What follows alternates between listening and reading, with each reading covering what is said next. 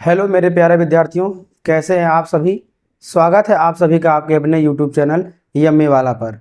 आज के इस क्लास में आप सीखेंगे class 10th math chapter 2 polynomial exercise 2C के सेकेंड पार्ट को। तो आइए शुरू करते हैं आज प्रश्नावली 2C के प्रश्न संख्या 4, 5, 6 के हल को एकदम इजी वे में। तो आइए देखते हैं बारी बारी से क्या है प्रश्न। प्रश्न संख्या 4 को हम लेते हैं। ध्यान दीजिएगा, इसमें क्या कहा गया है। ये है यदि बहुपद x³ + 9x² + 20x और +12 है तो इसके शून्यकों को ज्ञात कीजिए। ध्यान दीजिएगा, यहाँ पर बहुपद दिया है तो सबसे पहले हम प्रश्न संख्या 4 लिखेंगे और यहाँ पे इसको लिखेंगे ऐसे हल।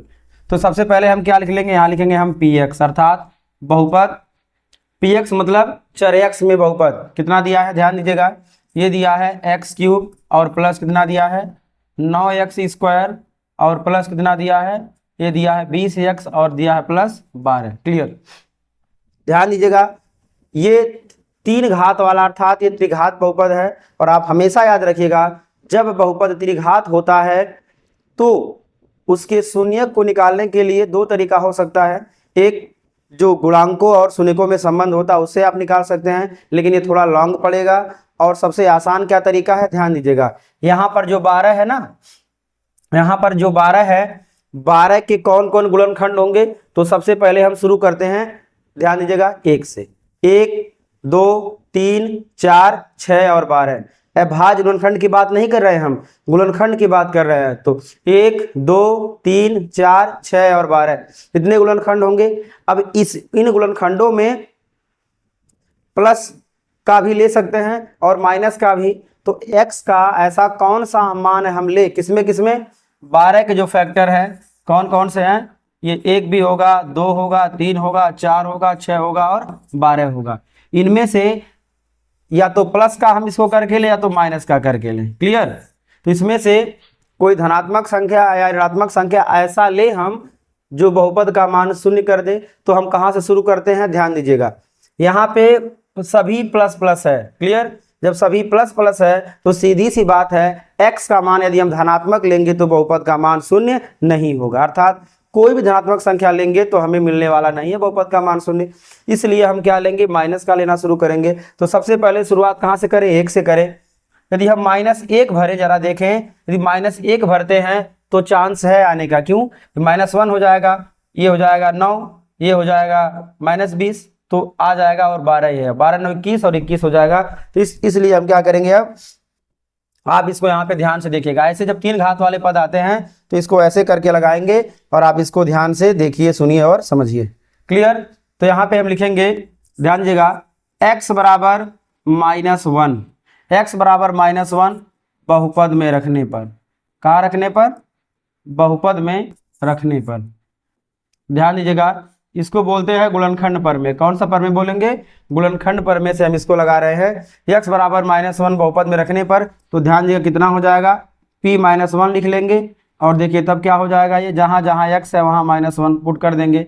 -1 की घात 3 + 9 × -1 का हो जाएगा स्क्वायर और प्लस कितना हो जाएगा 20 और गुणे कितना हो जाएगा -1 प्लस कितना हो जाएगा, ये हो जाएगा 12। क्लियर। इसको हल करेंगे कितना आ जाएगा, -1 ये कितना हो जाएगा, -1 का स्क्वायर हो जाएगा 1, 1 गुणे 9 आ जाएगा 9। ध्यान दीजिएगा, और ये प्लस कितना, ध्यान दीजिएगा, ये कितना है 20 गुणे -1 हो जाएगा, -20 आ जाएगा और प्लस को 12 ऐसे हम कर देंगे पुट। क्लियर।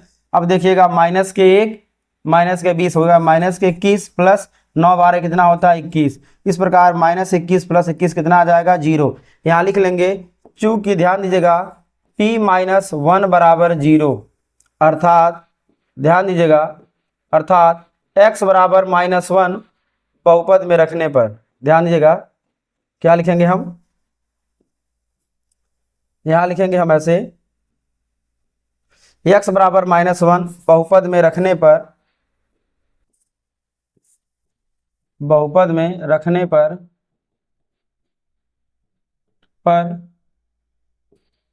p-1 बराबर कितना हुआ है 0। तो नीचे लिख देंगे हम, इसलिए x + 1, ध्यान दीजिएगा, ये x बराबर जो -1 है इसको उठा के इधर कर लीजिए, इसलिए x + 1 क्या होगा, बहुपद का एक गुणनखंड है। क्या है, बहुपद का एक गुणनखंड है, बहुपद का एक गुणनखंड है, यही गुणनखंड पर में है। x का जो मान भरने पर बहुपद का मान शून्य ला दे, उसी x को x बराबर जो मान है उसी को बराबर के हम बाईं ओर लाएंगे अचर को, और वही जो मिलेगा व्यंजक वही क्या होगा, बहुपद का एक गुणनखंड होगा। क्लियर। तो इस प्रकार आपने यहाँ तक सीखा। ऐसे जब 3 घात वाले प्रश्न आते हैं जब बहुपद, तो उसके शून्य को निकालने का तरीका यही है, गुणनखंड पर में से x का मान इसके फैक्टर से हम रखेंगे, जो मान रखने पर बहुपद का मान शून्य हो जाएगा। तो x बराबर मान कुछ रखेंगे, उसी को हम जीरो के हम ले आएंगे बाईं ओर, किसको, अचर पद को, और अचर पद को 0 के बाईं ओर लाने पर वो जो व्यंजक बचेगा वही क्या होगा, जो व्यंजक बनेगा वही क्या होगा, त्रिघात बहुपद का एक गुणनखंड होगा। क्लियर। तो यहाँ तक कंप्लीट हुआ है। अब आइए बढ़ते हैं, ध्यान दीजिएगा, यहाँ तक क्लियर हो गया। इसलिए ये x + 1 से हम क्या करेंगे, भाग देंगे किसमें, इसमें क्या दिया है मान, x³ + 9x² प्लस ये दिया है 20x प्लस कितना दिया है 12। क्लियर।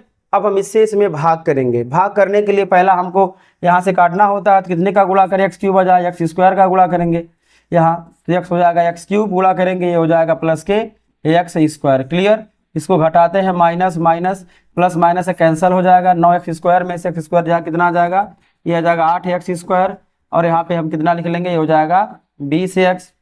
अब यहाँ पे कितना रखें हम, ताकि 8x² आ जाए, क्योंकि यहाँ x है तो यहाँ पे हमें रखना होगा 8x। कितना आ जाएगा यहाँ पर, 8x × x हो जाएगा 8x², और प्लस 8 इकाई कितना हो जाएगा 8x को ऐसे उतार देंगे। इसको अब घटाते हैं ऐसे, ये प्लस माइनस से कट जाएगा, 20 में से 8x जाएगा, 20x में से 8x रह जाएगा, कितना आ जाएगा, ये आ जाएगा 12x, और प्लस 12 को ऐसे हम कर देंगे पुट।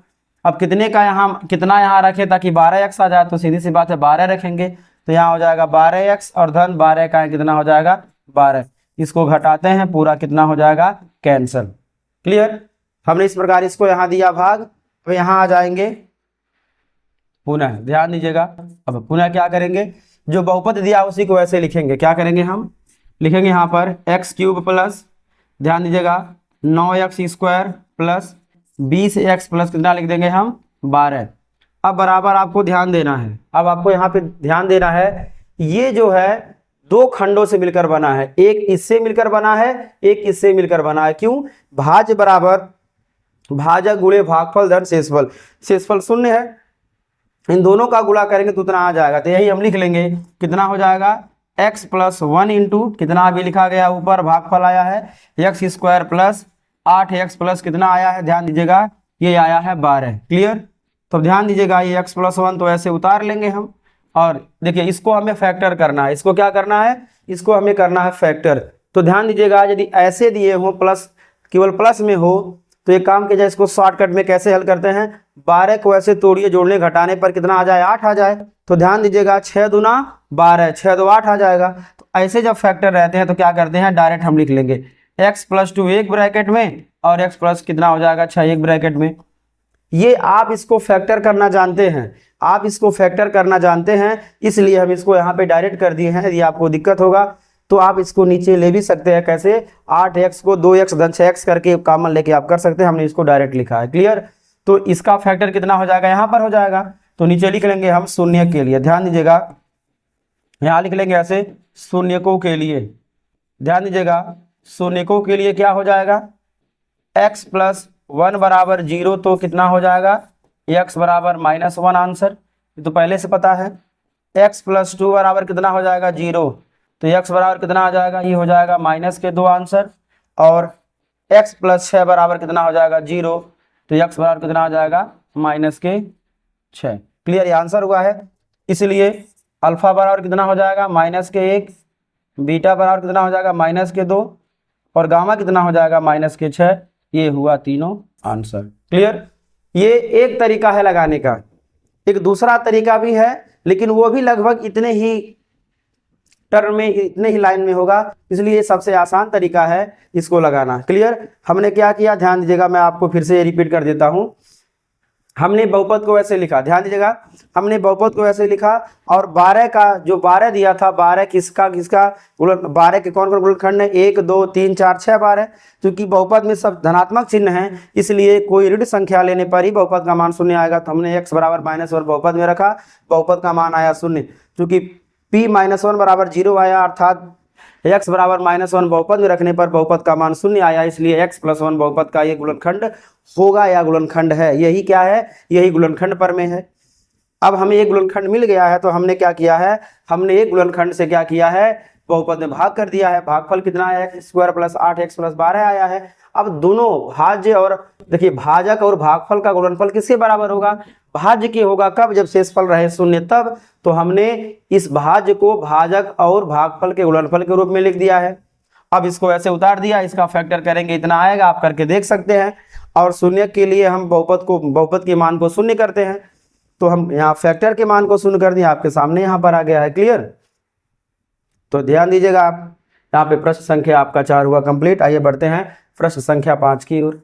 ध्यान दीजिएगा, प्रश्न संख्या 5 क्या कहता है, आप ध्यान से सुनिए। प्रश्न संख्या 5 क्या कहता है, आप ध्यान से सुनिए। क्या कहता है प्रश्न संख्या 5, और इसके हल को देखिए। यदि बहुपद x³ - ax² + x + 3 का एक शून्यक a है, तो a का मान ज्ञात कीजिए। यहाँ लिखेंगे चूंकि x³ - ax² + x + 3 का एक शून्यक, ध्यान दीजिएगा, का एक शून्यक कितना है, a है, का एक शून्यक a है ना। तो इसलिए ध्यान दीजिएगा, इसलिए PA बराबर क्या होगा, 0 होगा। यह है शेषफल पर में। अर्थात यदि कोई बहुपद का एक शून्यक दिया हो, तो उस शून्यक को हम x के जगह पे प्रतिस्थापित कर देंगे, तो बहुपद का मान कितना आ जाएगा, 0 आ जाएगा। तो यहाँ पे कितना हो जाएगा, जहाँ जहाँ मान दिया है ये x की जगह पे भर देंगे, a का हो जाएगा क्यूब माइनस a इंटू ये कितना हो जाएगा, a का हो जाएगा स्क्वायर, ऐसे, और प्लस कितना हुआ यहाँ पर a आ जाएगा +3 बराबर कितना आ जाएगा, 0। शून्य का मान उसमें रखने पर बहुपद का मान शून्य आता है, यही शेषफल पर में है। आप इस क्लास 9 में आप इसे पढ़े थे। तो कितना आ जाएगा, ये हो जाएगा a³ माइनस ये कितना हो जाएगा, a³ ये स्क्वायर गुणे a³ हो जाएगा, प्लस a प्लस कितना हो जाएगा 3 बराबर 0। ध्यान दीजिएगा, ये माइनस है प्लस है कैंसल हो जाएगा। क्लियर, यहाँ पे ऐसे या ये मतलब होता है या। क्लियर, इस प्रकार ध्यान दीजिएगा, a प्लस कितना हुआ, a + 3 बराबर हुआ 0। तो इसलिए ध्यान दीजिएगा a बराबर कितना हो जाएगा, ये हो जाएगा -3 आंसर। इस प्रकार प्रश्न संख्या 5 हुआ कंप्लीट, बिल्कुल आसान तरीके से। क्लियर, अब आइए बढ़ते हैं अगले प्रश्न की ओर। प्रश्न संख्या 6 क्या कहता है, आप ध्यान दीजिएगा। प्रश्न संख्या 6 क्या कहता है, आप इसको ध्यान से देखिए। प्रश्न संख्या 6 क्या कहता है, आप इसको ध्यान से देखिए, सुनिए और समझिए। पहले देखते हैं क्या दिया है। तो बहुपद px का मान कितना दिया, ध्यान दीजिएगा, दिया है x³ - के 5x² - के 2x प्लस कितना दिया है, ये दिया है 24। क्लियर, के दो शून्यकों का गुणनफल 12 है। क्या दिया है, दो शून्यकों का गुणनफल 12 है। अल्फा इंटू बीटा बराबर कितना दिया है, ये दिया है 12।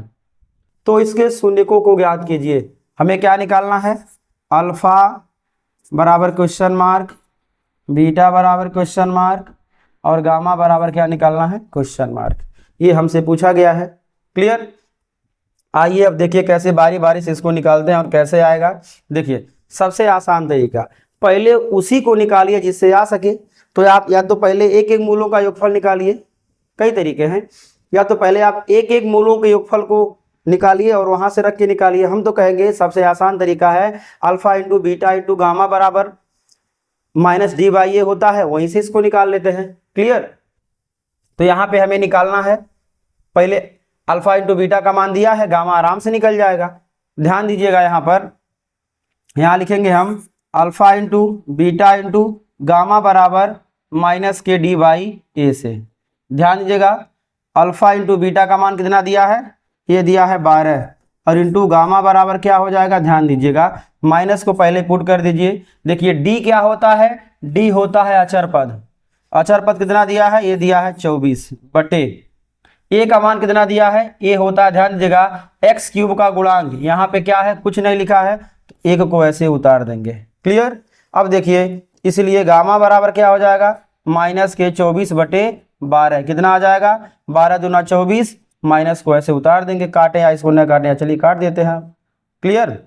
तो आ गया गामा का मान कितना आ गया, -2। यहाँ पे आपका एक आंसर आ गया, गामा का मान हमें यहाँ पर मिल गया है। क्लियर। गामा का मान कितना आ गया है, -2 आ गया है। क्लियर। अब आइए यहाँ पे आते हैं, ध्यान से आपको देखना है। अब यहाँ लेंगे हम alpha plus beta plus gamma बराबर में -kb/a से। ध्यान देना है आपको। तो alpha plus beta plus gamma का मान कितना दिया है, ये दिया है -2 बराबर। देखिए माइनस चिन्ह को पहले ऐसे रहने दीजिए। बी कौन होता है, ध्यान दीजिएगा, x² का गुणांक होता है b। तो कितना लिख देंगे हम, -5 ये दिया है, चिन्ह सहित लिख देंगे हम, बटे a का मान कितना दिया है 1 को ऐसे हम कर देंगे पुट। ध्यान दीजिएगा। तो अल्फा प्लस बीटा बराबर कितना हो जाएगा, ये माइनस गुणे माइनस हो जाएगा +5, ये -2 उधर जाएगा, कितना हो जाएगा +2। तो इसलिए अल्फा प्लस बीटा कितना हो गया है, अल्फा प्लस बीटा हो गया है 7। इसको आप याद रखिएगा, अल्फा प्लस बीटा का मान कितना हो गया है 7, और अल्फा इंटू बीटा का मान कितना आया है, अभी अल्फा और इंटू बीटा का मान दिया है 12। क्लियर। अब यहाँ से इसको हल करने के दो तरीके हैं, इसको हम नाम देते हैं क्या, इसको नाम देते हैं समीकरण फर्स्ट। देखिए यहाँ से प्रश्न को हल करने के दो तरीके हैं, आप या तो इसे द्विघात समीकरण से हल कीजिए या तो इसे युगपत समीकरण से हल कीजिए। दोनों तरीका ठीक है, और हम आपको युगपत समीकरण से हल करके बताते हैं, क्योंकि युगपत समीकरण अगला अभ्यास है, तो आपको कुछ ज्ञान भी हो जाएगा उसमें। क्लियर। तो यहाँ पे लिखते हैं, इसलिए अल्फा माइनस के बीटा बराबर, याद रखिएगा हम डायरेक्टली फार्मूला लिख रहे हैं। अल्फा प्लस बीटा का मान 7 दिया, इसलिए अल्फा माइनस बीटा बराबर, ध्यान दीजिएगा क्या होता है, ये फार्मूला आप याद रखिएगा, ये होता है अल्फा प्लस बीटा का whole square -4 alpha into beta, ये फार्मूला होता है, आप याद रखिएगा। तो अल्फा माइनस बीटा कितना हो जाएगा, याद रखिएगा आप लोग, अल्फा प्लस बीटा का मान दिया है 7 का स्क्वायर हो जाएगा -4 गुणे अल्फा इंटू बीटा का मान दिया है 12। क्लियर। हल करेंगे कितना आ जाएगा, 49 - 48 कितना आ जाएगा, रूट में 1 बराबर कितना आ जाएगा 1। ध्यान दीजिएगा, अर्थात अल्फा माइनस बीटा कितना आ गया है 1 आ गया है। चलिए इसको आगे बढ़ाते हैं। अब इसको हम यहाँ पे कर लेते हैं, एक बार हम लिख लेते हैं इसको ऐसे, अल्फा माइनस बीटा बराबर, इसलिए कितना हो जाएगा, ये हो जाएगा 1। ये समीकरण क्या हो गया है, ये समीकरण हो गया है सेकंड। आप ध्यान दीजिएगा, समीकरण फर्स्ट कहाँ है, ध्यान दीजिएगा, समीकरण फर्स्ट कहाँ है, ध्यान दीजिएगा, समीकरण फर्स्ट है यहाँ पर, समीकरण फर्स्ट कहाँ है, समीकरण फर्स्ट है यहाँ पर। क्लियर। और ध्यान दीजिएगा, समीकरण सेकंड कहाँ है, ये है यहाँ पर, ध्यान दीजिएगा यहाँ पर है। तो एक काम करते हैं, समीकरण फर्स्ट कामा सेकंड को जोड़ने पर, फर्स्ट और सेकंड को क्या करने पर, जोड़ने पर। तो ध्यान दीजिएगा कैसे हल करेंगे। अल्फा प्लस बीटा का मान कितना दिया है, ये दिया है 7, अल्फा माइनस बीटा का मान कितना दिया है, ये दिया है 1, जोड़ेंगे, ये प्लस माइनस कट जाएगा, ये कितना हो जाएगा 2, अल्फा बराबर हो जाएगा 8, इसलिए अल्फा बराबर कितना हो जाएगा 8/2 बराबर कितना आ जाएगा 4 आंसर। देखिए इसको आप काटे या तो न काटे, आपकी मर्जी है, 2 चौक काट सकते हैं। क्लियर। अल्फा का मान 4 हो गया है, तो नीचे लिख सकते हैं हम यहाँ पर, इसलिए कहाँ से, समीकरण फर्स्ट से, समीकरण फर्स्ट से बीटा बराबर क्या हो जाएगा बालक लोग, बीटा बराबर क्या हो जाएगा, समीकरण फर्स्ट यही था, बीटा बराबर कितना हो जाएगा 7 माइनस अल्फा, 7 माइनस अल्फा बराबर 7 माइनस के 4 बराबर कितना आ गया 3, ये आंसर हो गया है। चलिए यहाँ लिख सकते हैं, इसलिए यहाँ पे यहाँ लिखिए एक बार, अल्फा बराबर बीटा बराबर गामा बराबर, अल्फा का मान आया 4, बीटा का मान आया 3, गामा का मान कितना आया -2। ये क्या हो गया है, एकदम स्टाइल वाला आंसर हो गया है। क्लियर। इस प्रकार यहाँ आपके सामने आया, सामने प्रश्न संख्या 6 का है हल। क्लियर। तो आप इसको इजीली एकदम आसान से एकदम लगाइए, दोहराइए और बोर्ड एग्जाम में अच्छा करके आइए।